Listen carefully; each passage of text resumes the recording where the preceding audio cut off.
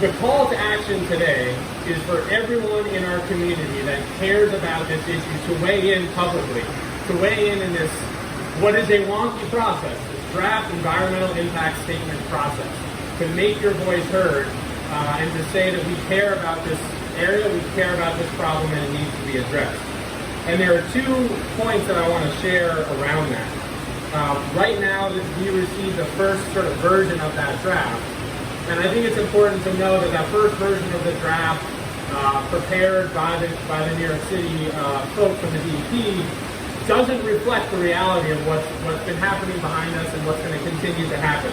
And these numbers really show that. In the draft EIS statement prepared by the New York City DEP, they say that the probability of reaching a certain level of turbidity, which means how brown the water is, they say that the probability of being over 50 NTUs are the measure of turbidity. They say that it's, in their assessment, only likely to happen once per year in their assessment. This year alone, we've had more than 60 days this year of that happening. So completely disconnected from the reality and the facts on the ground. Then at a higher level of 100 NTUs, which is a very high level of turbidity. The EPA level is 5 NTUs. At 100 NTUs, the assessment and their report says that will happen 0 days. They assess that will, again, when we actually look at the reality, and we've all seen this for the last many months, it's in the photos, you and your team, Tom, and everybody that lives along this watershed has seen the facts. We can't argue with those facts, and the only thing that we can do is draw attention to it and make our voices heard. I think it is a false choice between mud and turbidity and floods.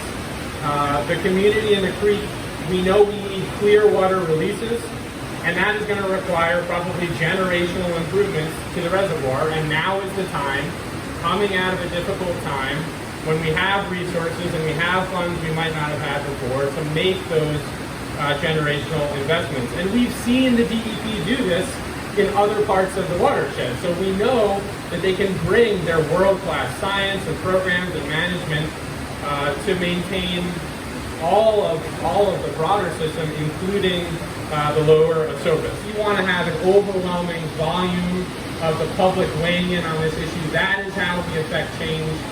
So please weigh in. The period for making those comments, we were able to get it extended to June 16th, so you have some time.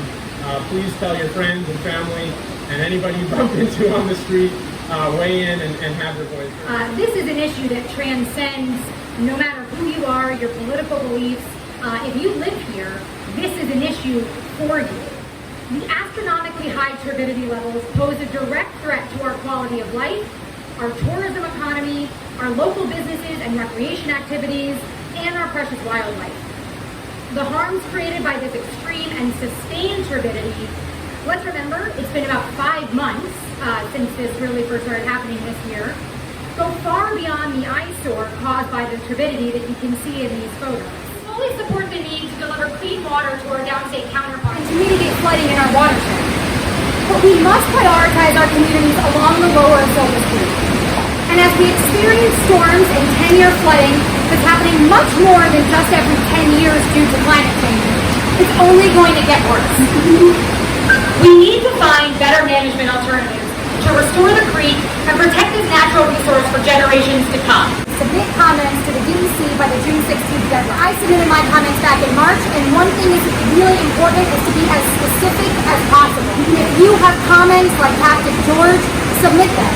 If you can no longer dock your boat because of sediment, submit that. If there are tangible examples of how this turbidity is impacting your life, your job, your recreation, and your community, that's what the DEC and the DEP needs to know.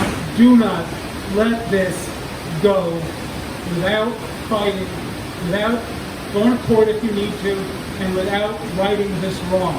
Because this is a wrong.